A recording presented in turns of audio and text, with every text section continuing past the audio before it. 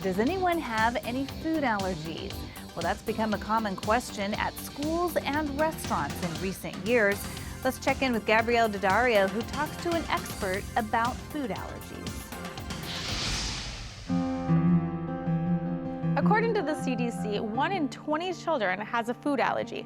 Today, we welcome registered dietitian Rachel Brandeis to talk about what parents and teachers need to know as we head back into the school year and snacks start to flow. So welcome. Thank you for having me. We know that food allergies are on the rise in children, but why do you think that they're higher today than they were 20 years ago? Clinically, we really don't know why they're on the rise, but anecdotally, we know that people are just more aware of food allergies. So that may be the reason why we're seeing this rise. People are more in tune with allergies and their food and how they relate together. And what we see is we see an increase in food allergies, specifically peanuts, tree nuts, milk, and gluten. In fact, there was a study done by the PTA and UDIs which showed 76% of parents said that their child goes to school with someone with a food allergy. So it is prevalent. And if you look at the numbers, you'll notice that over 3 million Americans suffer from a gluten allergy, which is called celiac disease,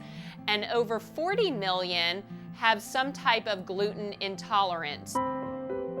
Usually when your child is a baby and you're starting to feed your child single foods, you'll notice that they'll react if they're going to react. With a gluten allergy, you may not realize that the reason why your child is having a stomach ache all the time is because of the gluten in food. And I think your pediatrician's office is a good resource to show you how to introduce foods safely.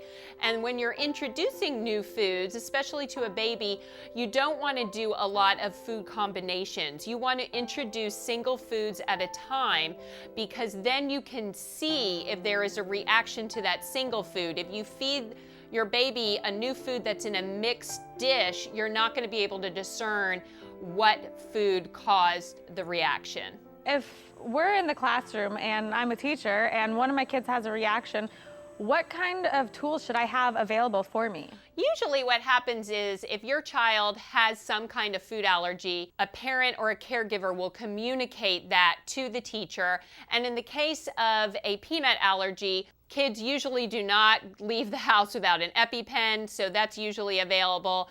And if there is a gluten allergy, then the teacher usually knows to make sure that they communicate to parents that there are students in the classroom with a gluten allergy. And please, if you're going to bring in snacks for the classroom, or you're having some type of group snack, you need to make sure it is allergy-free, meaning gluten-free, peanut-free. And that's what I have today. I have some great fun snacks that are gluten-free and peanut-free. I have a whoopie pie that's made with gluten-free muffin tops and filled with a cookies and cream marshmallow filling that tastes great and it's safe for everyone to eat. I even have some granola bars that are dipped in chocolate, that these are also gluten-free and nut-free, and also a fun party mix, again, gluten-free and nut-free. So you just want to err on the side of caution.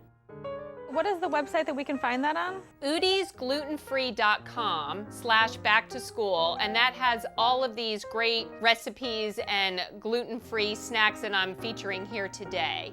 Well, there you have it. If you want to check out some of those recipes, just go to the website udisglutenfree.com/back-to-school.